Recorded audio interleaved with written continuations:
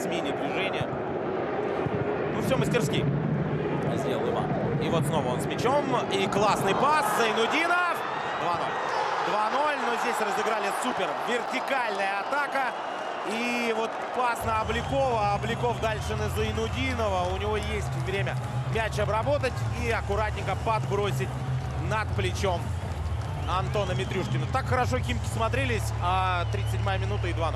Хорошо смотрелись, но слишком непродолжительный отрезок был для Хима, когда они хорошо смотрели. Да, не было положения вне игры, по-моему, Ираклий Чежи задержался, и какая классная проникающая передача от Ивана Обликова. 1+1 у него. Да, ну и для Торопа на смене движения.